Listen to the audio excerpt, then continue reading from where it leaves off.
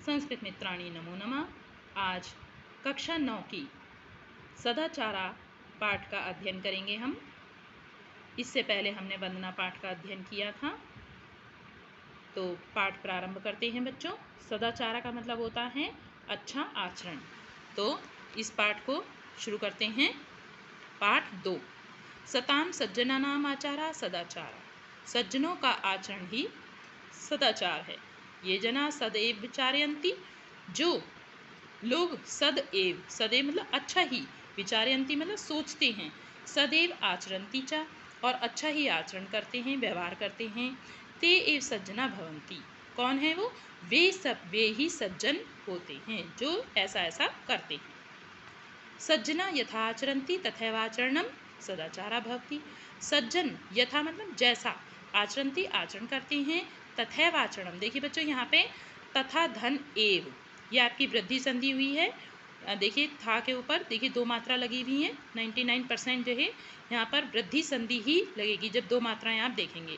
तो तथैव में तो आपकी वृद्धि संधि हुई है और फिर आगे देख रहे हैं आप आचरणम लगा हुआ है। तो तथैव धन आचरणम फिर बनेगा दीर्घ संधि। यहाँ पे देखिए वहाँ पे आ का डंडा लगा हुआ है, दीर्घ संधि है। तो यानी यहाँ पे दो संधियाँ हुई हैं, एक यहाँ पर वृद्धि संधि हुई है और यहाँ पर दीर्घ संधि हुई है। तो आप एक ही उदाहरण में दो संधियाँ का उदाहरण पढ़ रहे हैं। तो वैसा ही आचरण क्या होता है? सदाचार होता है। सज्जन जैसा आचरण करते हैं वैसा ही आचरण सदाचार होता है। सदाचारेण सज्जनः स्वकीयानि इंद्रियाणि वशीकृत्वा सर्वैः सह शिष्टम व्यवहारम कुर्वन्ति। सदाचार से ही सज्जन अपनी इंद्रियों को वश में करके सर्वै से, सबके साथ, देखिए सह शब्द आया है यहाँ पर, इसलिए यहाँ पर जो है तृतीय विभक्ति बहुवचन लगा है। ठीक है, जहाँ सह शब्द आ जाता है सह के योग में यहाँ पर तृतीय विभक्ति बहुवचन का प्रयोग किया जाएगा। तो सबके साथ क्या करते हैं? शिष्ट, अच्छा आचरण करते हैं, अच्छा व्यवहार करते हैं। विनया ही मनुष्याणाम भूषणम, क्योंकि विनम्रता ही मनुष्यों का क्या है? आभूषण कहा गया है। हार, कुंडल, कड़ा ये पहन लेने से आभूषण नहीं होते। यदि मनुष्य का व्यवहार अच्छा नहीं है तो ये सब कुछ उसके लिए बेकार हैं। तो यदि विनम्र नहीं है मनुष्य, अच्छा व्यवहार नहीं करता है, तो उसके लिए सब बेकार बताए गए हैं। क्या आभूषण बताया गया है? विनम्रता ही मनुष्यों का आभूषण है। विनयशीला जना सर्वेषां जनानां प्रिया भवति। विनम्र, जो विनम्र मनुष्य होता है, अच्छे आचरण वाला मनुष्य होता है, वो सभी लोगों को प्रिय होता है, अच्छा लगता है। देखिए आप जिनसे अच्छे से बोलते हैं, ठीक से व्यवहार करते हैं, तो सभी आपको, आपकी तारीफ करते हैं और आपको पसंद करते हैं। तो विनम्र, जो विनयशील मनुष्य होगा, अच्छे आचरण वाला मनुष्य होगा, सभी लोगों को प्रिय होता है। विनय सदाचारात् उद्भवति। विनम्रता सदाचार से उत्पन्न होती है। सदाचारा जैसे बनता है बालकात, रामात, ठीक है, तो ऐसे ही बनता है सदाचारात्। पंचमी विभक्ति एक वचन का प्रयोग किया गया है यहाँ। तो विनम्रता किससे उत्पन्न होती है? सदाचार से उत्पन्न होती है। सदाचारात् न केवलम विनय अपितु विविधा अन्य अपि सद्गुणा विकसन्ति। सदाचार से न केवल विनम्रता अपितु अनेक प्रकार के दूसरे भी सद्गुण विकसित होते हैं। अब कौन कौन से सद्गुण आते हैं सदाचारी मनुष्य में, वो बता रहे हैं। यथा जैसे धैर्य, दाक्षिण्यम, दाक्षिण्यम कहते हैं उदारता को, संयमा, संयम, आत्मविश्वास और निर्भीकता, निडरता। अस्माकं भारत भूमि प्रतिष्ठा सदा जगति सदाचारादेव आसीत्। हमारी भारत भूमि की, भारत भूमि है, षष्ठी विभक्ति एक वचन है यहाँ पर। देखिए हमारी भारत भूमि की प्रतिष्ठा मतलब सम्मान सदाचारादेव, सदाचार से ही था। पृथिव्यां सर्वमानवाः स्वं स्वं चरित्रं भारतस्य सदाचार परायणात् जना शिक्षेरन्। पृथ्वी पर सभी मनुष्य अपने अपने चरित्र की भारत के सदाचार परायण लोगों से शिक्षा प्राप्त करते हैं। यानी सभी ये चाहते हैं कि जैसे हमारे पूर्वज महापुरुष थे, ऐसे ही हम उनके नक्शे कदमों पर चलकर हम भी महान कार्य करें। भारत भूमि ही अनेकेषां सदाचारिणां पुरुषाणां जननी। भारत भूमि अनेक सदाचारी, अच्छे आचरण वाले महापुरुषों की जननी यानी माता है। क्योंकि इस भारत की भूमि पर आप जानते हो बच्चों, बहुत सारे महापुरुषों ने, बहुत ऋषि मुनियों ने जन्म लिया, तो इसीलिए भारत की धरती को महापुरुषों की, सदाचारी पुरुषों की जननी यानी माता बताया गया है। एतेषां महापुरुषाणाम आचाराः अनुकरणीया। इन महापुरुषों का आचरण, जिन महापुरुषों ने धरती पर जन्म लिया भारत की, उनका आचरण क्या है? अनुकरणीय, यानी अनुकरण करने योग्य है। यहाँ तक आपको समझ में आ गया होगा। सदाचारः नाम नियम संयमः पालनम। सदाचार नाम है नियम और संयम का पालन करना। किसका? नियम और संयम, यानी कि जो आपने नियम पालन किए हैं, नियम बनाए हैं कि हम इतने बजे उठेंगे, इतने बजे सोएंगे, इतने बजे पढ़ेंगे, आपकी डायरी में भी लिखा हुआ है, तो उन नियमों का पालन करना चाहिए। और संयम का मतलब है इंद्रियों का नियंत्रण करना, कि आपको कोई चीज़, किसी दुकान पर गए, आपको कोई चीज़ पसंद आ गई तो वहीं जिद पकड़ ली, नहीं हमें लेनी है ये, तो हमने वो चीज़ देखी, इसीलिए हमें ही लगता है कि हम वो चीज़ ले लें। तो ऐसा नहीं होना चाहिए, इंद्रियों का आपको नियंत्रण होना चाहिए। तो सदाचार नाम किसका बताया है? जो आपने नियम बनाए, नियम और संयम, यानी संयम से रहना, धैर्य के साथ रहना कि नहीं अभी नहीं मिलेगी, कोई बात नहीं, बाद में मिल जाएगी। तो इस तरह से आपको नियम और संयम का पालन करना सदाचार बताया गया है। इंद्रिय संयमः सदाचार मूले तिष्ठति। इंद्रियों का नियंत्रण सदाचार के मूल में रहता है, यानी कि सबसे पहला हमें क्या करना है? सदाचारी बनने के लिए इंद्रियों का नियंत्रण करना है। हमारी कितनी इंद्रियां बताई गई हैं? हमारी इंद्रियां बताई गई हैं 5 कर्मेंद्रियां, 5 ज्ञानेंद्रियां और 1 मन। इस तरह 11 इंद्रियां बताई गई हैं। मन जो है ज्ञानेंद्रिय में भी आता है और कर्मेंद्रियों में भी आता है। तो इन इंद्रियों से संबंधित यदि आपको जानकारी लेनी हो तो आप कमेंट बॉक्स में लिखकर भेजिएगा कि कौन कौन सी इंद्रियां हैं, तब हम आपको बता देंगे। यहाँ पर फिलहाल हम आपको पाठ आगे पढ़ाते हैं। तो इंद्रियों का नियंत्रण ही सदाचार के मूल में रहता है। इंद्रिय संयमः युक्ताहार व्यवहारेण युक्त स्वप्राबोधनेन च संभवती। अब इंद्रियों का क्या है? नियंत्रण कैसे होगा? उपयुक्त, जो उचित आहार, आहार मतलब भोजन करना, ये नहीं कि कुछ भी खा लेना, ऐसा नहीं होना चाहिए। जो खाने योग्य है केवल वही खाना चाहिए। फास्ट फूड आजकल बच्चे बहुत खाते हैं, तो वो शरीर के लिए नुकसानदेह होते हैं। कभी कभी खा लेते हैं, लेकिन अधिकतर वह नहीं खाने चाहिए क्योंकि वो नुकसान देते हैं। तो इंद्रियों का नियंत्रण किससे होगा? ठीक आहार से, ठीक भोजन करने से। विहारेण, और खाना खा के यानी कि लेट गए, विहारेण मतलब घूमना भी है, और युक्त और समय पर, स्वप्न, स्वप्न मतलब सोना, और चा का मतलब और, प्राबोधनेन मतलब अबोधनेन, ठीक समय पर सोने और ठीक समय पर जागने से। यानी कि रात को 12 बजे तक, 1 बजे तक गेम खेल रहे हैं मोबाइल में, और सुबह को फिर बहुत देर में उठ रहे हैं, तो ऐसा नहीं होना चाहिए। तो समय पर सोना और समय पर उठने से ही क्या होता है? संभव होता है। किम युक्तम किम अयुक्तम इति सदाचारेण निर्णीतुं शक्यते।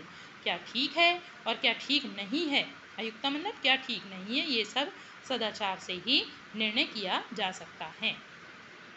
ये कोऽपि पुरुषा महानता अभवन। जो कोई भी पुरुष महान हुए हैं, ते संयमेन सदाचारेण उन्नतिं गता। वे संयम से, यानी इंद्रियों का नियंत्रण करने से, सदा और सदाचार से ही उन्नति को प्राप्त हुए। देखिए यहाँ पर भी सदाचार चारेण एव हो गया, ठीक है। तो यहाँ पे 2 मात्रा दिख रहे हैं, यहाँ पे भी वृद्धि संधि होगी, सदाचारेण धन एव। यह जनाः नियमेन अधीते। जो मनुष्य नियम से, अधीते मतलब पढ़ते हैं, प्रतिदिन पढ़ते हैं, जो नियम बनाया है उन्होंने, अपने टाइम टेबल बनाया है उसके अनुसार वो पढ़ते हैं। यथा समय शेते, ठीक समय पर सोते हैं। जागृति, जागते हैं। खादति, खाता है। पिबती, और पीता है, खाने पीना दोनों का काम है। तो खाता है, पीता है, वह निश्चय, सह निश्चयन अभ्युदयम गच्छति, वह निश्चय ही उन्नति को, अभ्युदय का मतलब होता है उन्नति, अभि धन उदय, यहाँ पे यण संधि हो गई है। ई के स्थान पे देखिए यहाँ पर क्या हो गया है? या हो गया है, ठीक है। या हो गया तो उसमें नीचे उदय का ऊ मिल गया है, तो बन गया अभ्युदयम। ये यहाँ पे यण संधि हुई। अभि धन, अभि भा पे छोटी की मात्रा लग जाएगी, अभि धन उदयम बनेगा, यण संधि। तो उन्नति को प्राप्त होता है। सदाचार से महिमा शास्त्रेषु अपि वर्णिता। सदाचार की महिमा शास्त्रों में भी बताई गई है। क्या महिमा बताई गई है? सर्वलक्षणहीनो अपि या सदाचारवान नरः श्रद्धालु अनसूयस्य शतं वर्षाणि जीवति। आचारा लभते आयु, आचारा लभते श्रियम, आचारा लभते कीर्तिम, आचारा परमं धनम। सब लक्षणों से रहित होने पर भी, यानी किसी व्यक्ति में कोई अच्छे लक्षण ना हो, यह सदाचार वान न रहा, जो सदाचारवान मनुष्य हैं, सर्व लक्षणों से हीनोहपि, हीन मतलब ना होना, अच्छे लक्षण नहीं भी हैं लेकिन वो बहुत सदाचारी है, अच्छा व्यवहार करता है लोगों के साथ, ठीक है, तो वो मनुष्य क्या बताया है, और श्रद्धालु है, श्रद्धा रखता है दूसरों के प्रति, अच्छा व्यवहार करता है, ईश्वर में श्रद्धा रखता है, विश्वास रखता है, और अनसूयश्च, और क्या है, दूसरों की, अनसूयश्च कहते हैं बच्चों दूसरों की निंदा करना, असूयश्च मतलब निंदा करना, और अनसूयश्च मतलब निंदा ना करना, और दूसरों की निंदा नहीं करता है, बुराई नहीं करता है। शतम वर्षाणी जीवति, शतम मतलब 100, ऐसा मनुष्य 100 वर्षों तक जीवित रहता है। और क्या बताया, सदाचार से ही, यहाँ पे बनेगा ही आयु बनेगा, क्योंकि सदाचार से और क्या मिलता है, आयु बढ़ती है, आज मनुष्य अच्छी दीर्घायु को प्राप्त होता है, और सदाचार से लक्ष्मी, श्रियम कहते हैं लक्ष्मी को प्राप्त करता है, सदाचार से ही यश को प्राप्त करता है, इसलिए सदाचार ही सबसे बड़ा धन है। मनुष्य अच्छे आचरण वाला है तो सभी उसको अपने पास बुलाते हैं, उसके पास भी जाते हैं, उससे बात भी करते हैं, ठीक है, और जो यदि किसी के पास में भले ही कितना धन दौलत है लेकिन उसका आचरण अच्छा नहीं है, वो बहुत धनवान है लेकिन दूसरों को अपशब्द बोलता है, शराब पीता है, या दुर्व्यसन करता है, तो उससे सभी दूर हटते हैं, दूर जाते हैं, है ना, तो इसलिए आचरण को ही सबसे बड़ा धन बताया गया है।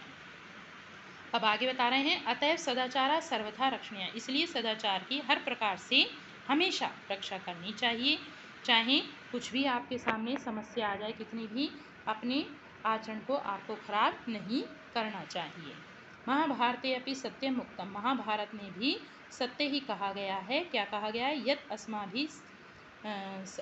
यत अस्माभिः सदा सच्चरित्र से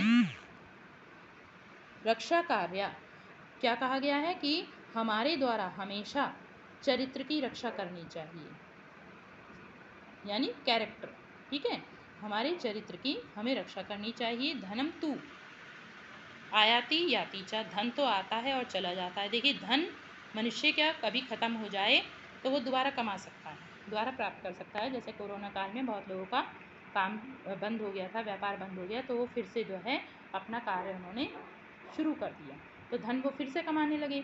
लेकिन यदि किसी ने कोई चोर बन गया या किसी ने कुछ गलत काम किया, ठीक है, तो उसको देखकर यदि वो गलत काम करने लगा तो उसको देखकर जो है सभी उसको खराब कहेंगे, है ना, तो आपको जो है बताया गया है कि धन तो आता है और चला जाता है, फिर कमाया जा सकता है, लेकिन यदि नष्टम स्यात्, यदि चरित्र नष्ट हो जाता है, हमारा आचरण कैरेक्टर खराब हो जाता है, तो तरहि सर्वम विनष्टम भवति, तो सब कुछ नष्ट हो जाता है, फिर कुछ नहीं बचता, क्योंकि चरित्र है मनुष्य का तो ही कहीं पर काम फिर से मिल सकता है, लेकिन यदि किसी के पास में अच्छा चरित्र नहीं है तो उसको काम भी कोई नहीं देगा।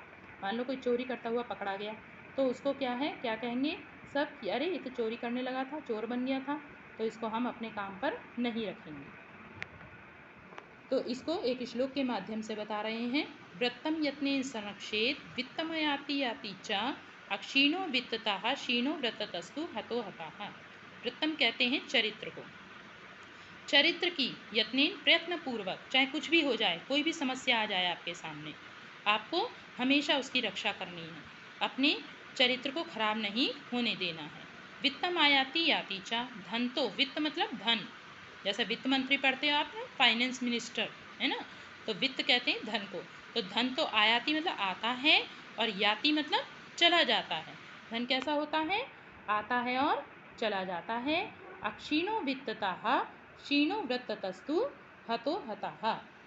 अक्षीणो वित्तता, अक्षीणो मतलब क्षीण, धन के क्षीण हो जाने पर, धन के नष्ट हो जाने पर, या थोड़ा कम भी हो जाए धन, किसी समय में बहुत अधिक धन था लेकिन अब धन कम हो गया है, तो ऐसा कुछ नहीं सोचना चाहिए। यदि धन क्षीण हो जाए तो अक्षीणो, कुछ भी क्षीण नहीं होता, फिर से धन कमाया जा सकता है। लेकिन व्रततस्तु हतो हता, लेकिन यदि चरित्र, वृत्त मतलब अभी मैंने आपको बताया था, व्रत का मतलब चरित्र, लेकिन यदि चरित्र मनुष्य का नष्ट हो जाता है तो क्या होता है, हतोहता वह मरे हुए के समान हो जाता है। जो चरित्रहीन व्यक्ति होता है, जैसे किसी ने चोरी करी, डाका डाला या किसी का मर्डर कर दिया, है ना, तो उसके पास में कोई भी बैठना पसंद नहीं करता है, उससे कोई भी बात करना पसंद नहीं करता है। तो एक बार फिर से देख लेते हैं इस श्लोक को। चरित्र की प्रयत्नपूर्वक रक्षा करनी चाहिए। धन तो आता है और चला जाता है, धन के क्षीण होने पर, कम हो जाने पर भी, अक्षीणों, अक्षीणों मतलब कुछ भी कम नहीं होता है, कुछ भी क्षीण नहीं होता है। और चरित्र के क्षीण हो जाने पर क्या हो जाता है, ये क्षीण शब्द जो है दोनों के साथ जुड़ेगा बच्चों, वित्त के साथ भी और व्रत के साथ भी। और चरित्र के क्षीण हो जाने पर क्या होता है, तू का मतलब तो, चरित्र के क्षीण हो जाने पर तो मनुष्य क्या होता है, मनुष्य के लिए कहा जा रहा है भाई, किसी पशु पक्षी का चरित्र थोड़ा ही होता है, चरित्र किसका होता है, मनुष्य का होता है, ठीक है। तो मनुष्य के लिए कहा है कि मनुष्य का यदि चरित्र क्षीण हो जाए तो वह मरे हुए के समान हो जाता है। मरे हुए के समान कैसे हो गया कि क्योंकि कोई जब उससे मिलेगा नहीं, कोई उससे बात नहीं करेगा, वो अपने घर में ही बंद रहेगा हर समय, कोई उसको देखेगा नहीं, कोई उसको पूछेगा नहीं, तो क्या हो जाएगा, जैसे कोई मरा हुआ व्यक्ति होता है, उसे कोई मरने के बाद में कोई उसे फिर पूछता नहीं है क्योंकि वो मर चुका है। ऐसे ही वो जीता तो है वो ऐसा चरित्रहीन व्यक्ति, लेकिन वो ऐसा हो जाता है जैसे कि वो लोगों के लिए मर गया हो। तो आशा है बच्चों आपको ये पाठ अच्छे से समझ में आ गया होगा। धन्यवाद।